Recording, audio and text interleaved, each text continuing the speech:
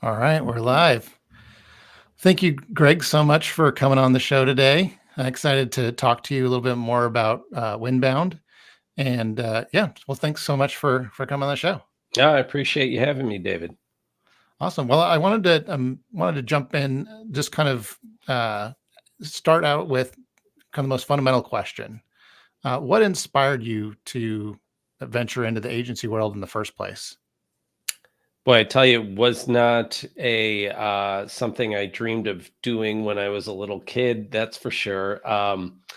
I had some various stints working in the ad agency world. I worked in an ad agency earlier in my career when I was a copywriter, and then I worked for some internal communications departments. And I never really had this ambition to be an agency owner. I really liked the just being a copywriter. That's my real skill in life, I think, is my writing ability, and I really enjoy doing that. When content marketing entered the scene and the need for ongoing content became part of the marketing ethos and what you needed to do just to be, those became table stakes. I realized that the ad agency world and the structure had changed. I was not a big fan of, even when I was a freelancer, doing modular work, project based work. With content marketing, I saw the need now for just an ongoing relationship instead of just one off projects. That to me signaled there was now some stability in the agency world, and I like that model. And I started doing it for a few clients where I was doing content marketing and working for them on a retainer basis. And I like that. There was not the ebb and flows of freelance. So to me, this seemed like a good thing. I enjoyed the work. I enjoyed being my own boss when I went freelance in 2008. And I also had a lot of friends out there who were writers who were struggling with the ebb and flows of project work. And I thought, maybe perhaps naively at that point, let's be an agent. Let's try this. Let's build an agency. There's a huge need for content out there. Let's fill a void in the marketplace. And that's how I started Winbound. Nice. What mistakes do you feel like you made along the way, and like what sort of things have you learned from those? Are you talking about this morning, yesterday, overall? Because every day is filled with, maybe not filled, but every day has its mistakes and things that we learn from, things that we can use to improve the business. I think from the business perspective, not really understanding my financials and how the financials work. I think that was one of the things that I've kind of grown into. It wasn't really a mistake. It was something I probably should have learned earlier, just in terms of getting smarter about pricing. I think an ongoing mistake, or something at least I struggle with, is just pricing according to what kind of value we're delivering, and being conscious of that and not underestimating the value we're bringing in. I'm always our own worst critic in terms of, I think we should be doing more and delivering more results. And many times I think our clients are happier than I think. And my business coaches have always told me that. So I think that would be probably one of the things that I perhaps slipped up on from the business perspective. I'd say from a management perspective, not really having enough emotional intelligence and empathy as a manager when I first started out, coming from the maybe the Bobby Knight school of copy editing and being a little too harsh on my writers and my team, and not showing empathy enough, especially with my younger uh, younger team members and staff members. Looking back on that now, that's something I probably would have done differently. What sort of, I mean, I feel like that's true in any agency, in any sort of profession. You kind of just, you don't know what you don't know until you are in there doing, in the middle of it, doing it. Right. Um, yeah, that's tricky. Well, as you've been, I mean, you've been at this for a while. There are more content marketing agencies that have entered the space. Um, I know that you've kind of focused on kind of making a copy of your sales team is kind of like how you pitch things. Um, can you talk about like kind of, I guess, what's been most effective in growing your client base over time? Has it been kind of that distinctive approach? Has it been other things that maybe are behind the scenes? I think focusing on our niche, the manufacturing space is where we specialize, tailoring our product and our services to that niche, really understanding the customer, really understanding what they need, tweaking what the general approaches are to that specific customer. I would say, for example, in the manufacturing space, very sales driven organizations, the idea that we are going to just post some content on LinkedIn and their sales team is going to be happy to share it. That's that's just not a reality. And that's really true in a lot of B2B situations. But focusing our product deliverables on what that specific customer wants to do and how they go to market is really helped us along the way. It's definitely helped us when we get into the situation where we're talking about our product and services and getting customers to commit. I think in terms of generating new clients, what we've tried to do is really eat our own dog food and use the same approach that we're giving to our clients with ourselves. And that's been effective in helping us improve our own business development and also make it much more relevant to us as in terms of how do we quickly change and adapt our process, and any new changes, any experiments, we try it on ourselves first before we roll it out to our clients. So that's been pretty effective for us. Yeah, I think that makes a lot of sense. How did you land on manufacturing? Was that something that you did early on, or is it something that you kind of iterated the agency after doing it for a little while? I think I started out like most marketing people, uh, and didn't have a niche. I was trying to get business. I was taking anything that came my way. I ran into a business coach who said, you might want to consider focusing on a niche and really honing in on a specific target market. He said, take a look at all your clients right now and ask yourself, who do you like working with the most? Who's the most challenging? Who has the deepest pockets? Who do you think has the best opportunity for a long-term relationship? And who can you really help the most? And we had a great client who's a manufacturer. They're still with us today. This was roughly 10 years ago when we decided to make this shift. And that's when I decided we need to specialize. And I really think that for any marketer, it's really the key to success and staying alive in this industry. It just helps you in so many ways on your own business development front. It takes a big leap. It's so funny. We are happy to tell our clients to go out and focus and specialize, but then when we have to do it, it's a very scary thing. And a lot of us don't eat our own dog food, but really has been very transformative for us.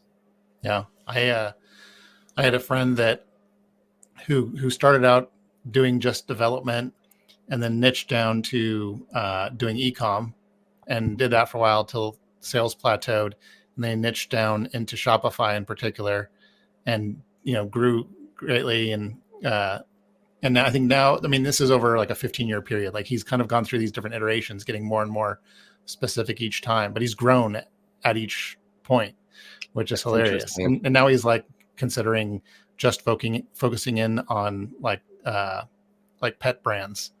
So I'm like, Okay, that seems right. like hyper specialized, but it's funny that I think as more people enter the marketplace, the more, I mean, the market grows. So there's more room for you to niche down and still have a good sized addressable market that you can reach. Right. And for us, I mean, marketing is just, or manufacturing is huge. I mean, it's just such there's so many different facets to it, so many different verticals. Yeah, absolutely. Well, I guess the next logical question would be, you've focused in on manufacturing. How do you ensure that you're resonating, that you're like really communicating your unique value to them when you're trying to bring on new clients? I think we really just try and gauge the reaction, first of all, when we're in the one-on-one meetings and I'm presenting the deck on what we're talking about, what we deliver. And then really in looking at our marketing efforts, looking at our LinkedIn ads, what are people clicking on? Are we getting responses when we deliver our messaging? We tend to break things out, like you mentioned before, that we try and create our content to kind of follow the sales process. We say to the manufacturers, we're here to help you create a digital twin of your sales team with our online content. That's our positioning, because so many of the manufacturers are sales driven companies. To do that, the content has to follow a typical sales flow, which is people will only do business with you if they know you, like you, and trust you. So we create content for each one of those stages. The know you content is focused on pain points. The like you content is focused on insights and how you can make your business better, what you can do to improve your business. The trust you content is focused on proof points. So at each one of those stages, we can determine, we look at our advertising, for example, on the know you content. Are people clicking on it? Are we getting responses when we're identifying those pain points?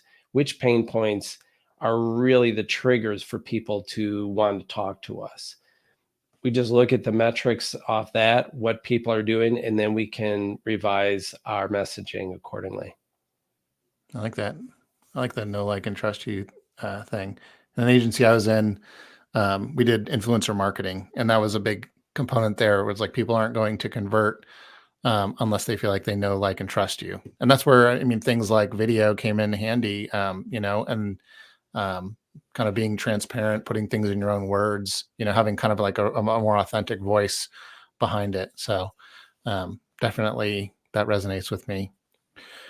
Well, I mean, you mentioned you have one client that you've had for, sounds like at least a decade, if not longer.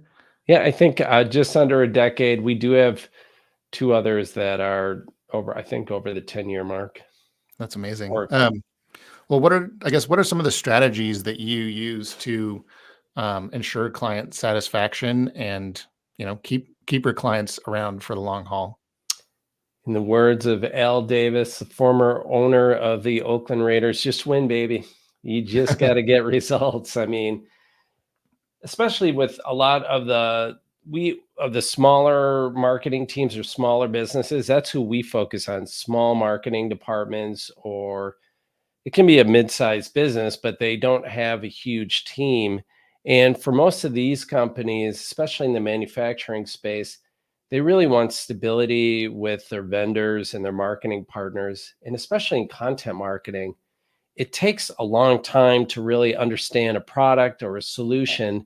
So I think these folks are really focused on long-term partners. So we really have avoided trying to get entangled, I will use that word, in bigger companies and relying on relationships with mid-level managers who might quit tomorrow We really look for companies that are stable, have long-term staff, people we can build a relationship with, really understand their product, and then folks who are trust us, who want to grow with us, who understand that marketing is a discipline of continuous improvement. You're not going to get it right the first time, chances are, and you need to kind of build on those successes or those failures and tweak the model accordingly. So every day is all about adapting, David. I mean, I know you do it. Everybody's been in this game for a while. You're changing constantly. You're trying to figure out new approaches. You're testing things. That's been the key for us. It's like where we are now and where we started are two vastly different entities. And that's what you need to do to stay alive in business, marketing, anything. Yeah, well, that's a good point. Well, you mentioned marketing, and I mean, not only are you helping your clients with their basically a digital twin of their sales team, but I guess I wanted to talk a little bit more about your own sort of marketing and sales approach.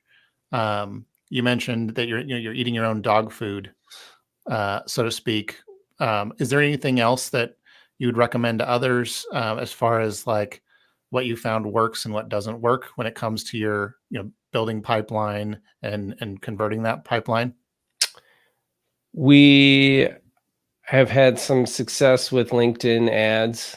We are really transitioning more into advertising. It's ironic because I started out in this business in the ad world and writing ads and creating ads. And when content marketing took off, it seemed like content was all about really about SEO and trying to get rank. And I think with the rise of AI, if you've done a Google search lately, you'll see that AI answers are coming up in the results. And I can just see more and more the kind of chat GPT interface is going to replace SEO in so many ways. So it is becoming apparent to us that especially with a lot of these manufacturers where there might not have been search volume to begin with around their products or some of the long-term keywords around some of the problems their clients face. So we need to get in front of these marketplaces. We need to do it with great content. That's never going to change.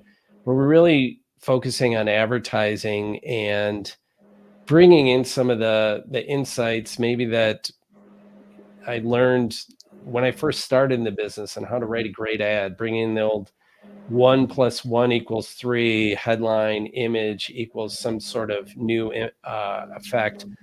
Starting to see that have really greater impact than ever before. And so I think we're really leading into advertising more. And then on the social end of things, really trying to establish referral networks in a systematic way and in a way that we can teach our clients how to do on LinkedIn and in a methodology that doesn't require you to be strictly a content creator, even though that's what we bring to the forefront as well. Yeah. With the ads approach, this is a question I've had for a long time. Is um, it seems like if it's a high ticket item that's being sold, that's going to um, it's going to be hard to get like a direct response sort of uh, action. Oh, I didn't know I wanted this until a second ago. Saw your ad, and now I want to spend 10 grand or something like that. Like that rarely happens. So is there sort of an intermediate? Like, are you pushing them from an ad to a way to subscribe, or are they looking at content that you've produced that kind of shows your expertise and it's starting to build that trust? Or do you actually see that like those ads actually do convert well into like quality leads? We actually we are just closed on a client that who just responded to a cold layer or just cold level ad first time he saw it. Hmm. But your point is correct. That's not typically the case. LinkedIn did some research on B2B buyers, and only 5% of B2B companies are looking to buy at any one time. So it's not unlike the direct mail outreach you get from the credit card companies. We're just sending you the same offers month after month and waiting for you for that moment when you need to buy. Same thing with the advertising, need to stay in front of people and keep your brand out there, keep your top of mind of awareness, keep those touch points out there. There's no one silver bullet. It's great to have the know you, like you, trust you content out there. Do whatever you can to increase your followers, your subscriber base, build that awareness.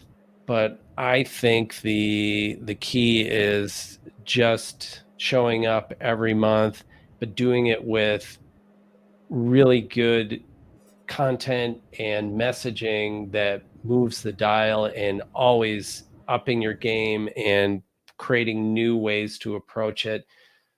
To me, that's what's proven to be the most successful. Got it. That makes a lot of sense.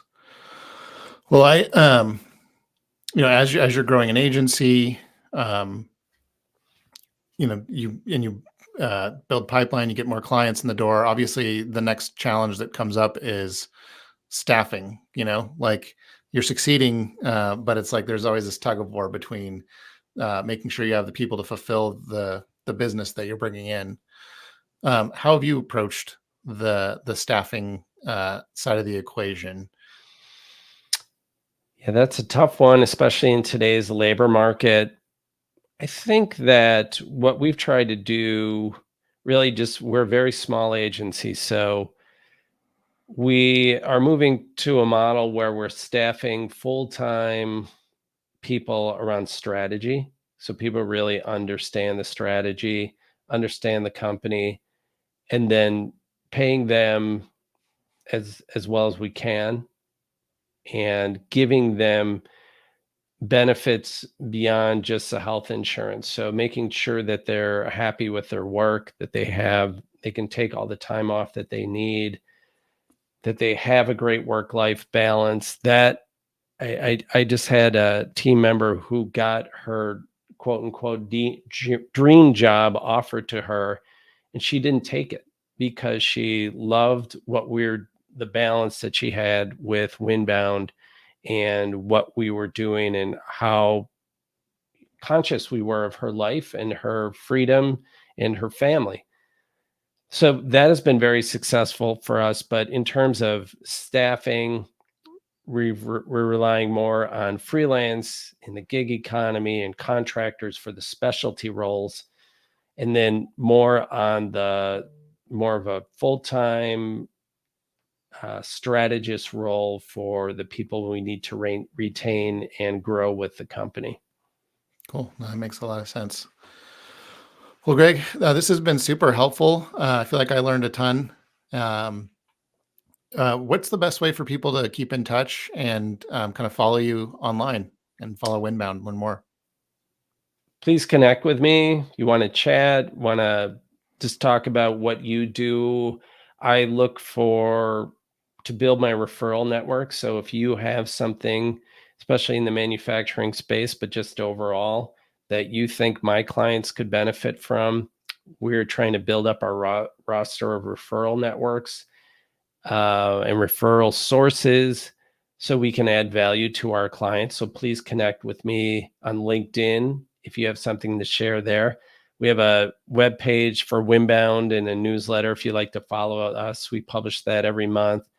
You can also sign up for go to our website, winbound.com. And it's Winbound, win like you're going to win if you work with us, not wind like sailing.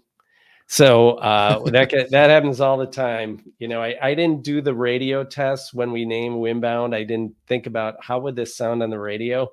It was more of a play on inbound and converting prospects into customers for the win. So maybe got a little too cutesy there, but it's been a cool name for us. But you can go to Winbound, WINBOUND.com to check out our site, and you can follow our newsletter there too. Awesome. Well, thanks again. Appreciate you coming on and telling us more about your agency. Oh, thank you, David. This was a lot of fun and great to talk with you, fellow agency owner, business owner, about the pursuing this life and what goes into it. Thank you very much. Thank you.